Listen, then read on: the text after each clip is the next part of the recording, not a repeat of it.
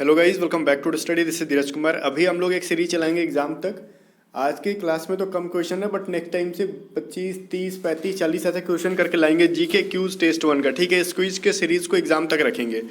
ठीक है, इसमें बहुत कुछ ऐसा नहीं कि बहुत नया नया सीखने के लिए मिलेगा। हो सकता है कि आपको याद किया हुआ सीखने के लिए मिले, और कुछ कभी कभार बीच में करंट अफेयर डालेंगे। और करंट अफेयर का कल से एक नया सीरीज चलेगा यूट्यूब पे। ठीक है, तो इसमें आपकी जीके की क्यूज होगी और कमेंट में सबको बताना लास्ट में कि किसका कितना स्कोर हुआ, ताकि पता चलते रहे कि जीके भी साथ साथ में एक तो रिवाइज होते रहेगी इंपॉर्टेंट क्वेश्चंस का, और अपने को ना कितना कौन कितना आगे है ये सभी चीज़ों को पता रहेगा। ठीक है, और ऑनेस्टली आंसर करोगे।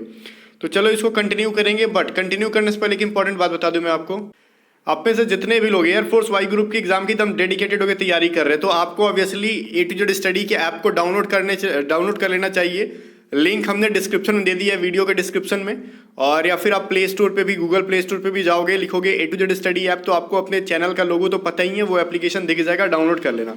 वहां से एयरफोर्स वाई ग्रुप के बेस्ड ऑनलाइन टेस्ट सीरीज को आप लगा पाओगे। ठीक है, और ऑनलाइन टेस्ट सीरीज क्यों इंपॉर्टेंट है ए टू जेड स्टडी का? क्योंकि उसमें वीडियो सॉल्यूशंस भी दे रखा गया है, जो कि आपके एग्जाम के लिए बहुत इंपॉर्टेंट है। साथ ही साथ कंप्लीट नॉन वर्बल्स के क्वेश्चंस भी डाले गए हैं उसके अंदर मॉक टेस्ट में, और सारे क्वेश्चंस हिंदी और इंग्लिश दोनों में। और बहुत लोगों के बीच में आप कितना आगे हो, आपकी रैंक क्या है, ये सभी चीज़ें पता चलते रहेगी। ठीक है, तो चलो फिर कंटिन्यू करेंगे। और हाँ, हमारे कुछ इंपॉर्टेंट पीडीएफ्स हैं रीजनिंग के, इंग्लिश के, वोकैब के और मैथमेटिक्स के सॉल्यूशंस के साथ।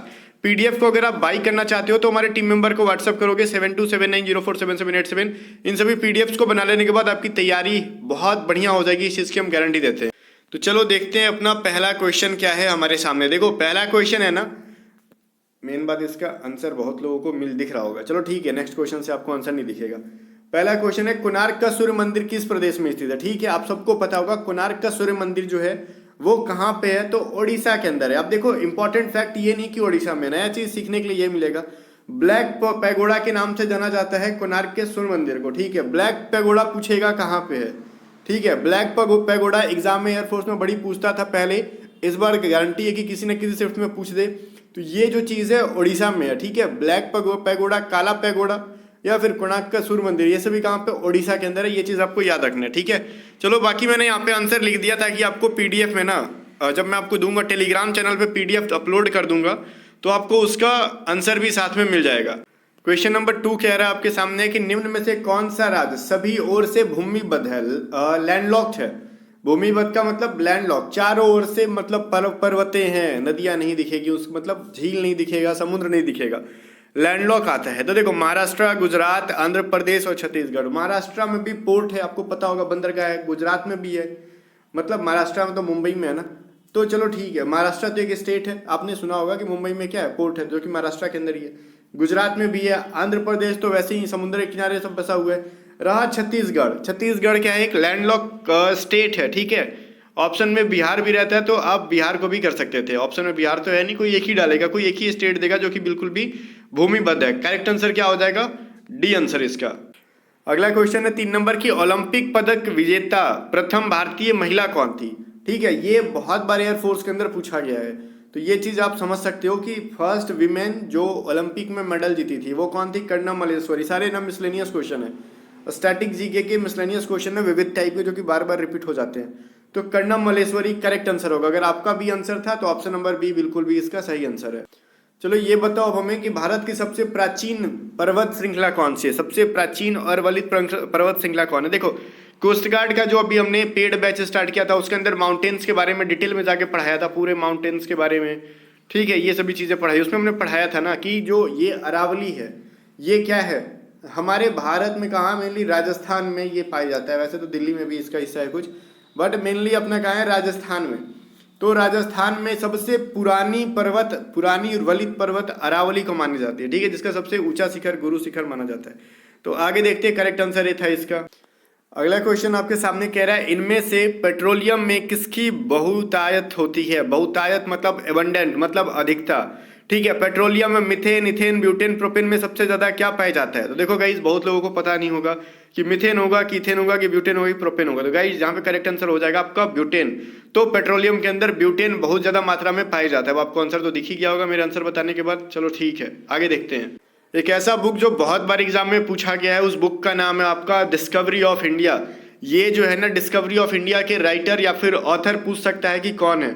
चलो, मोहनदास करमचंद गांधी हैं, जवाहरलाल नेहरू है, डॉक्टर राजेंद्र प्रसाद या फिर इंदिरा गांधी। ये बहुत लोगों को पता नहीं होता है, वो या तो राजेंद्र प्रसाद मारते हैं या फिर गांधी जी का नाम डालते हैं, ठीक है। नहीं, डिस्कवरी ऑफ इंडिया जो राइटर है या फिर ऑथर है, उसके ऑथर है कौन? जवाहरलाल नेहरू। जेल में बैठ के लिखे हुए थे, ऐसा हमें प्रतीत होता है। इसका आंसर करोगे आप लोग, निम्नलिखित में कौन कुचालक है? कुचालक मतलब बैड कंडक्टर, जिसमें से हीट आ नहीं जा सकती, ठीक है। या फिर हीट नहीं, यहाँ पे हम बात कर रहे हैं एक तरीके से इलेक्ट्रिसिटी की। बताओगे ग्रेफाइट, डायमंड, एल्यूमिनियम, सिल्वर। देखो, सिल्वर तो बहुत ही बढ़िया कंडक्टर होता है इलेक्ट्रिसिटी का, तो ये चीज़ अपने को समझ में आना चाहिए। सिल्वर क्या है? बहुत बढ़िया कंडक्टर है। और ग्रेफाइट जो कि पेंसिल में यूज होता है, हमको लगता है ना कि वो कंडक्टर नहीं है, लेकिन ऐसी गलती ना करना। कभी भी पेंसिल को अगर डाल रहे हो, ठीक है, बिजली वाली चीज़ों में, तो देखना पीछे से भी पेंसिल छिला हुआ नहीं होना चाहिए। अदरवाइज ग्रेफाइट आगे और पीछे दोनों की तरफ नजर आ रहा होगा तो करंट लग सकता है आपको। तो करेक्ट आंसर हो जाएगा एल्यूमिनियम। तो सब कुछ जानते हैं हम लोग, एल्यूमिनियम का तार वायर यूज कर लेते हैं, कॉपर का वायर यूज करते हैं। तो डायमंड बचा, डायमंड इसके अंदर। तो डायमंड जो होता है एक बैड कंडक्टर है इलेक्ट्रिसिटी का। आगे देखते हैं क्वेश्चन। कह रहा है पानीपत की तीसरी लड़ाई कब हुई थी? तो ये हुई थी 14 जनवरी 1761 ईस्वी में, ठीक है। किसके किसके बीच पूछ सकता है? तो अहमद शाह अब्दाली और मराठाओं के बीच हुई थी, ठीक है। अहमद शाह अब्दाली 14 जनवरी 1761 में अहमद शाह अब्दाली और मराठाओं के बीच, जिसमें से अहमद शाह अब्दाली जीत गया था। क्लियर है? आगे देखते हैं। फिर क्वेश्चन नंबर 9 कह रहा है इसमें कि पीटी उषा की आत्मकथा का क्या नाम है? देखो, बहुत सारे लोग ना इसके अंदर पता है उनको कि ठीक है खेल जगत की उड़न परी कहा जाता है, तो लोग उसको उनका नाम जो है ना क्या कहते हैं, आत्मकथा ऑटोबायोग्राफी का आंसर कर देते हैं फ्लाइंग एंजल। नहीं, कुछ लोग माई स्ट्रगल करते हैं, ये भी गलत है। करेक्ट आंसर उनका गोल्डन गर्ल, ठीक है। तो गोल्डन गर्ल, तो पीटी उषा की ऑटोबायोग्राफी का नाम गोल्डन गर्ल था। मुझे दिमाग में आ रहा है कि आप लोग क्या भी गोल्डन गर्ल से क्या इमेजिन कर रहे हो। किसी को गोल्डन गर्ल के नाम से कहा गया था, तो उसका मतलब ये नहीं कि गोल्डन गर्ल उनकी बायोग्राफी नहीं हो सकती। तो पीटी उषा का जो बायोग्राफी था, ऑटोबायोग्राफी था, उसको गोल्डन गर्ल्स के नाम से जाना जाता है। तो ये चीज ध्यान में रखना। अगला क्वेश्चन कह रहा है आपके सामने कि माचिस की तिल्ली पर किसका मसाला होता है? बोलोगे मेरा घर का मसाला नहीं है, किसी और घर के मसाला। देखो, खाना में डालने वाला मसाला नहीं, यहाँ पे मसाला पूछा जा रहा है कि किस चीज़ का यूज़ करते हैं जिसकी वजह से माचिस जल सकती है, ठीक है। वो होता है फॉस्फोरस, ठीक है। जो माचिस की तिल्लियों के ऊपर कहीं रेड दिखता है, कहीं अलग कलर का, किसी किसी के माचिस पे ग्रीन रहता है, किसी पे ब्लैक रहता है, वो अलग अलग कलर क्या रहता है, वो जो होता है फॉस्फोरस का इस्तेमाल करते हैं, याद रखोगे। आगे बढ़ो, आगे बढ़ते हैं। अगला क्वेश्चन क्या है सर? अगला क्वेश्चन कह रहा है ना कि बैटरी में एनर्जी का जो कन्वर्जन होता है, आपने सुना होगा, एनर्जी का जो कन्वर्जन होता है वो किस प्रकार का होता है? Electricity energy from solar energy, ठीक है, electrical energy from solar energy, या फिर chemical energy to electrical energy. यहाँ पे फ्रॉम और टू में जरा ध्यान देना, तब आंसर करना, ठीक है।